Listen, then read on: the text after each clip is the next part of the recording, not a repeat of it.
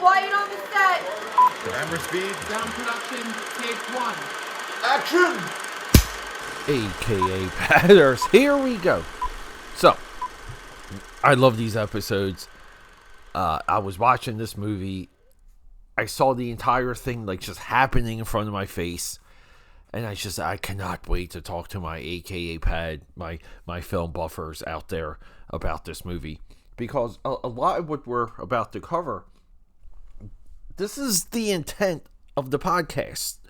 Not just to talk about the common and the obvious names and the common and obvious franchises and film series, or even go knee deep in speculation. We like to do proper film study. We like to talk about the movies, what's in them, and the creators around them. Final Destination Bloodlines. So the last one of these, I absolutely fell in love with. And they did something interesting when it comes to Final Destination. It was 5 or 4. But they connected it to, it worked almost as like a prequel or a direct sequel to the first one. And the only other film franchise that wedged in a prequel in like a numerical series was Fast and Furious. And I was just I had this wonderful guys weekend too, this past weekend. But it's like 3 o'clock in the morning, and then me and the boys we're here at AKAPAD abode.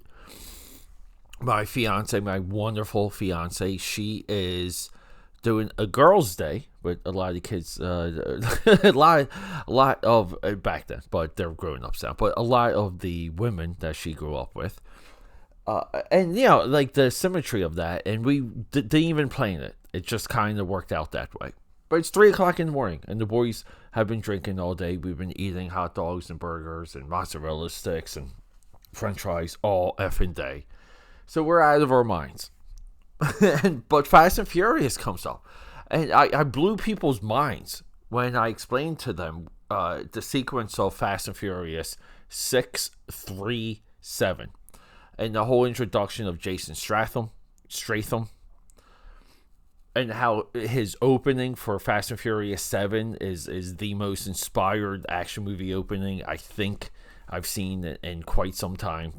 Sorry, Mission Impossible, Daniel Craig, James Bond movies. We all know that those have incredible openings. And I connected that to Final Destination. I said, Final Destination did something similar. So lo and behold, it's time for me. They leave. Sometimes you want your guests to leave, but they leave. And my fiance's, we're trying to do a Sunday fun day, just to salvage, just some time and some of the weekend together. And she gets home, and I'm watching Final Destination Bloodlines, and I'm just glued to the TV. And I'm like, you gotta watch this movie. This is the opening. This movie is nuts.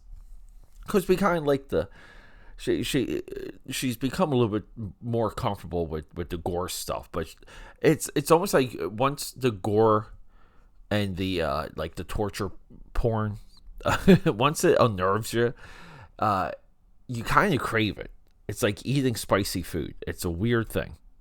I don't know how God made us up, but he gave us triggers. Those are 2 of them. I don't know. So I watched this movie. I get beside myself when I realized that this movie cost $50 million, made $300 million. I forgot too that these movies are produced by Toby Emmerich. That's a big name. John Watts is also producing this one. And then I look into the writer, Gary Busiek. And here we go. Wow, we talked about this guy in the past. But then I look up one of the co-directors. So we have multiple writers and multiple directors. The directors are Zach Lipovsky, Adam Stein, and screenplay by Gary Busiek and Laurie Evans Taylor. But I'm just taking two of those names. So we talk about the director, Zach Levosky. And that's like another, here we go. Like, we've been discussing this guy now for a couple years on this podcast. And this is what the Film Buff podcast is all about, to where a fun, entertaining, gory movie, Final Destination Bloodlines, it shocks the box office. It does the impossible. I mean, making $300 million when I was a little film buffer, that was a big deal. Every single Hollywood movie had, I mean, eventually, like, that's how you saw Adam Sandler, Jim Carrey, Will Smith fall off when their movies stopped hitting and getting near 300 million. A lot of times, like, you wanted your favorite people to hit 300 million. It's a wonderful, beautiful benchmark back in the day. Now, if it the film industry's changed. If it's not $1 billion, it's trash. It's a loss, as people like to say. It comes out of nowhere, highly entertaining, and then we have two creators that they themselves are shaping American horror.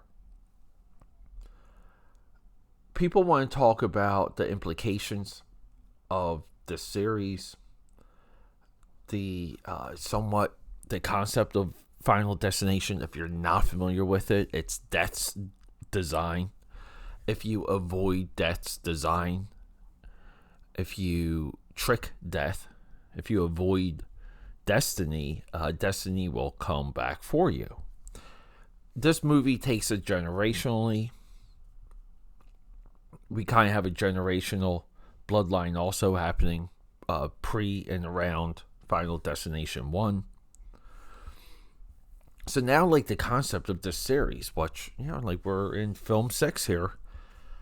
With this movie, the concept is solidified. So we get a little bit of a YouTube community, like a YouTube commentary community about this movie.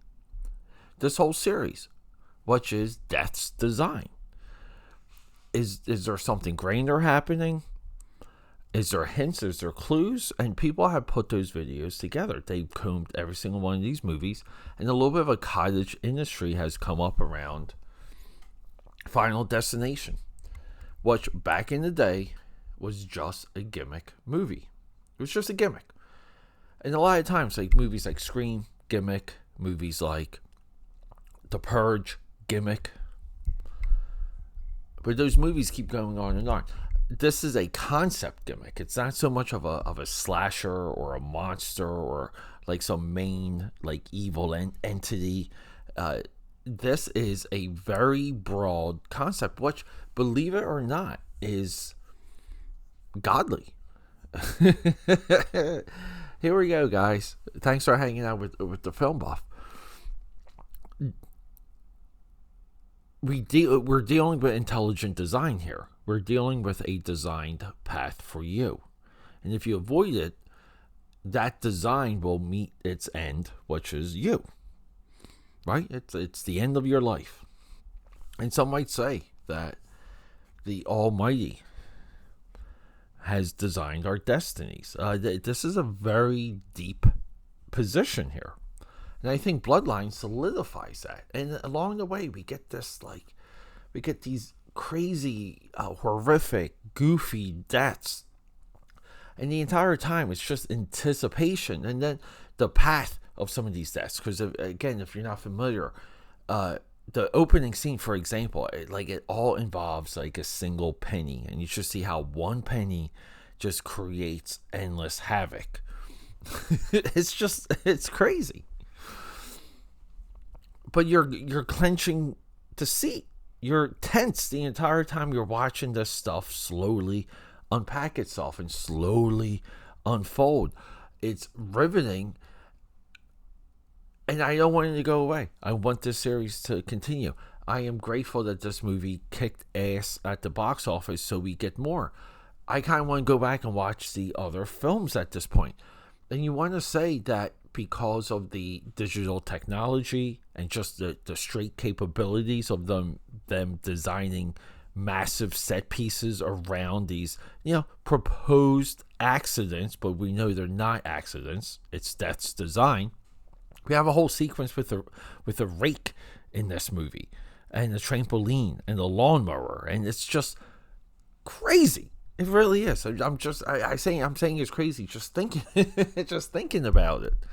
But yeah, so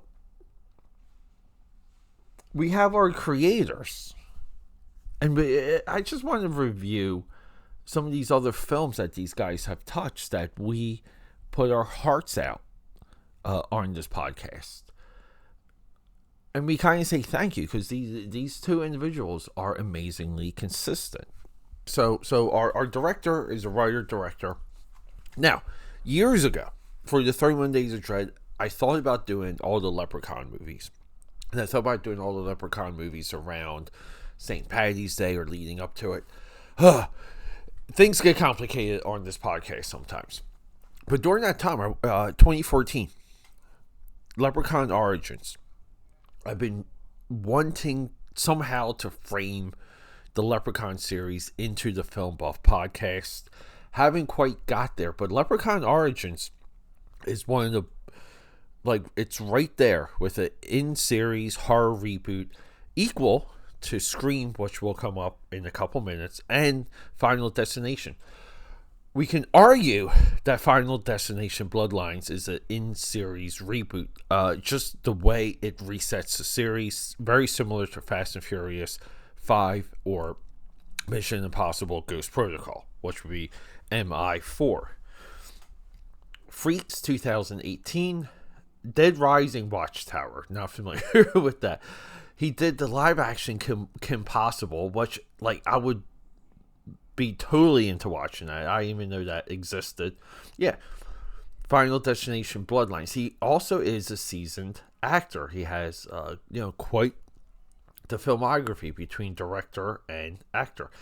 Gary Buziak. All right, this is our writer. Ready or Not, 2019. That's the board game movie where the young bride falls into a rich family and they have this death game. We talked about that for the 31 Days of Dread. We absolutely loved that movie. Castle Rock, 2019. Not familiar. It looks like it's a TV episode. Here we go. 2022. Scream. He writes that with James Vanderbilt, who we've spoken about previously on this podcast. He writes the follow-up, Scream 5. Is it 5 or is it 6? 2024, though. Abigail. Again, we discussed Abigail. That's the vampire ballerina girl. Final Destination Bloodlines. And upcoming, he has Ready or Not, Here I Come 2 and Scream 7. So again, two guys that reset quite a few horror franchises that understand the all. I don't know. These are the things I like. This movie, though, before we tap out, before we get out of here, this movie it blew me away in such a good way. It really did. To where you can just sit down and enjoy something. That's the point. All right, aka Padders, film buffers. We're still inching towards a big update, which would be something I'm calling the schedule. So just be on the lookout for that. Love you. Rock and roll. Okay, that's a wrap.